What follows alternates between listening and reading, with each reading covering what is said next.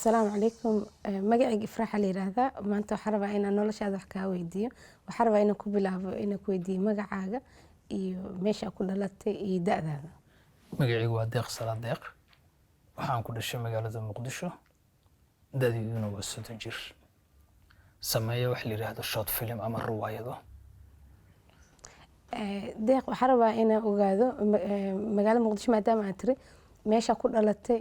iyo nolosha sida ahayd markaa soo barbaareysay magaalada Muqdisho ama dalka Soomaaliya nolosha Muqdisho aad bay u adkeyd nafta bini aadamkuna waxay iska ahayd wax iska firiisi ah way jiraan saameeyo badan oo naga soo gaaray laakiin kaligeen ma aha dadka ku nool oo idin aad bay ugu dhibanaayeen goormee go'aansatay inaad dalka soo tagtay ma go'aansan wali ii go'aamiyay yaa ku go'aamiyay waxa ii go'aamiyay niman la yiraahdo Al-Shabaab sidee anigu waxaan ahaa nin aad u jecel fanka sameeyo wax la yiraahdo short film ama riwaayado ayaa waxaa la yiri maadaama cidaad abwaan u tahay waxaad qortaa heestii waan qoray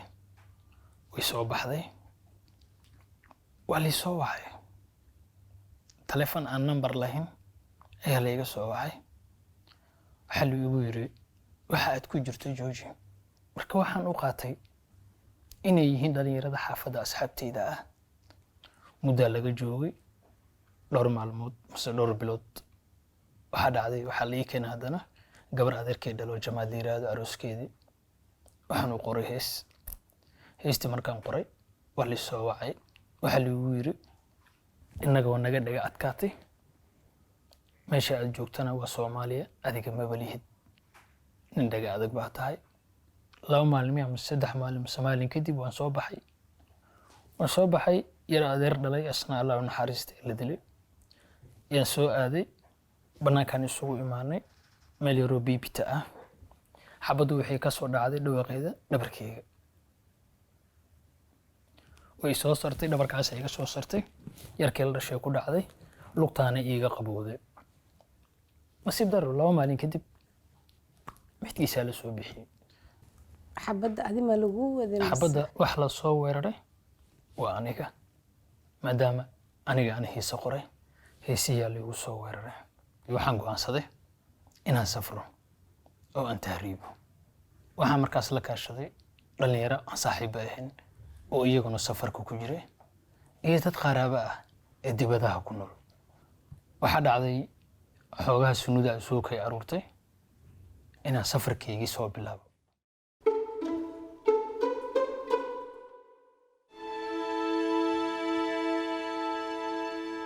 oo aan soo aado dhinaca iyo Kenya meel yiraahdo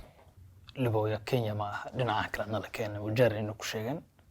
meeshaana la keenay meesha waxaana lagu hayay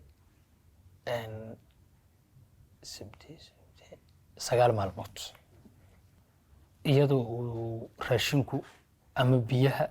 ayna soo gaarayeen saacad ka saacad waana la ka soo waday halkaasana la soo jeexshiyay waxaana loo soo dhigay meel yiraahdo xero qaxoot oo la yiraahdo Ifa haddana saasay tahay il gaarana lagu hayay si aanan u baxsan meeshu ma laha uma aynan baran waxaan ka imaanay hawa furan uma aynan baran sharci iyo nidaam iyo kala dambeyn ma seexan kartid noloshu waa adkaatay lacagtii aan wadanay way sii dhamaanaysaa waana la soo waday waxaana la keenay meel yiraahdo Gaaris oo marka waxaa nooga bilowday tii aan la yaabanayn mid ka sii dheer waxaana la soo dhaxmarsiiyay wabigi oo biyuhu yacni aan dadka la qikirin wabigana yaxaasiya ka buuxay waxaan ugu yiraahdaa meesha marka wabiga laga soo looxiyaa ma ahan yaxaas kuma jiro adiga ilaaha nagu badbaadsaday meeshaan ku soo lugeynay waxaan lugeynaynay qiyaas ahaan meel aan ku qiyaasay 9 saacadood 7 saacadood ma lugeynaysa waxa la lugeynayaa meesha la yiraahdo Gaariso ilaa meel la yiraahdo Bangal marka lug caadi oo qajaf ma lugeyn kartid waxa lugeynaysaa lug aad hadba inta cararta geed ku dhuumanayso kobaheena way gogoyn heer waxaan gaarnay aan maro caadi ah inta ku xiranno lugta maadaama aan kobo la heli karin dhulkana waa dhagax haddana qorax ay sii hesho waa soconaa saacadaas aan lugeynayno habeenkeedii waxaan afka gelin ugu dambeysay bangal wixii ka dambeeyay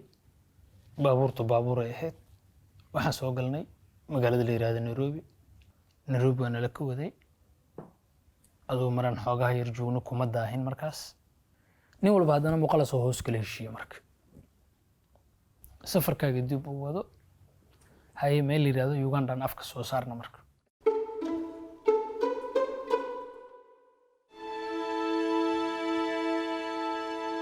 aniga iyo gabar iyo laba wiil oo kale 4 qof aan nahay afartanaas si qaas aan iskula soconaa isku xaafada ka imaateen isku meel dad si meel yiraahdo ay galkacay iska soo helnay safarka meeshaas oo nooga dhashay ayaga nin kamid ah aniga inta soo socda ay inta aniga iyo waxa soo socona gabadha labadu wiil oo kale lama socdaan waxay u socdaan Liibiya inay maraan kulli hada Allah naxariisti muusan gaarin way show rabay kirka saaxiiba inuu walaalkiis soo barashar gareynay soo u dhintay kulli yarka la socodsiido ii sheegay wuxuu kamid ahaa rag joogta loo dilay qorbaadkiisa lagu dhuftay oo isoo waale xooganin xoog lana uu ahaa marka dambe xabadii ku dhufteen Liibiya lagu dilay aan soo baxnay waxaan soo aadnay meeshii la yiraahdo Jubbo gorma lagu qaban doonaa ninkii ku salaamay ama jidka kaaga soo horbaxa ee indhahaagu indhiisi isqabtaan ee aan Soomaaliga ahayn wuxuu isla markii ku siinayaa nikan ama askariya hadduusan ahayn ama askari ku waxa qalbiyana ka fadhin qalbi uma fiyoobi oo muruga igu furan walwala ahaayo safarkeena la soo bilaabay Khartoum aan soo rabnaa wifti aan soo dhaanay Khartoum markaas saas loo soo istaagay soo lama rabo magaalada la soo geliyo mana la soo gelin korana laga la carar intee oo Liibiya xageeda loo dhigay macnaadi meel baas aan la geeyay meesha baas yaa habeenkii nala geeyay habeenkii saasaan u seexana meesha waxaan ku meesha ma seexanayna nin meesha noogu horeeyay wuxuu yiri raya adinka Liibiya ma socotin war Liibiya anagu ma socono Khartoum waan la soo gataa u maleynaa adoo Khartoum ma soo socday waxa lagu wareejinaa Liibiya reerkaaga la hadla lagu leeyahay lacag laga qaadanaya adiga reerkaaga la hadlaysaa aabahooyaha waxa asaasa la haystaa ula ugu socoto meeshii waxaan go'aansanay aniga gabadhi inaan lugeyno inaan dhimanaba nooga sugayso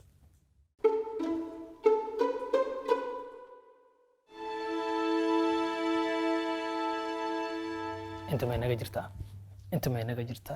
ma naga jirtaa ruux yaqaan kuma jiro labadeena waa iska soo tawagalnay yarkaa wuxuu nagu yiri dhinacan mu jeedin laamiga dhinacan u raac dhinacan u laabanin waayaan kun laamiga raacina war laamiga raacino dhalaamiga kinsiisa raac laamiga gaariga u sokoyo idan qabto idin gaadana waa lugeynay mar aan lugeynay oo aan isleeyahay alle waaga bari rab yaan ku gabadha laha almee waa soo daal ku dhig meeshaan madax dhigana gabadha way iga diidana kata ma ka tagay ama askaran isku dhiibaya wana la wada qabanaya hayna wadan kuur abaar maraan lugeynayno oo waaga si fiican u cadaado cadceedna aysan soo bixin ayaa waxaan helna gaari oo soo socday dhinacan Khartoumtiya imaanay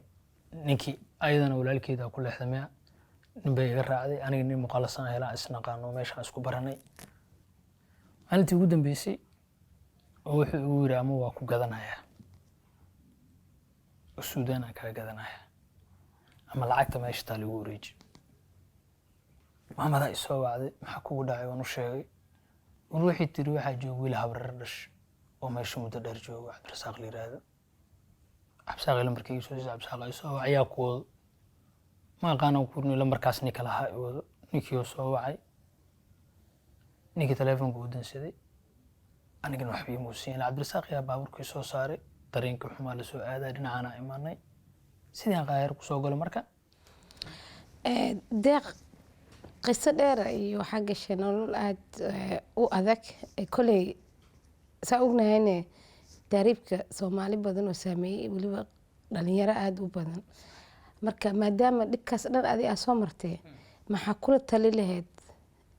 dhalinyarada kaa dambeeya dhalinyarada ha yaraado ha weynaado intuu doona ha jiro rag ha ahaado dumar ha ahaado waxa xaqiiq ah qofka tahriibka isku daya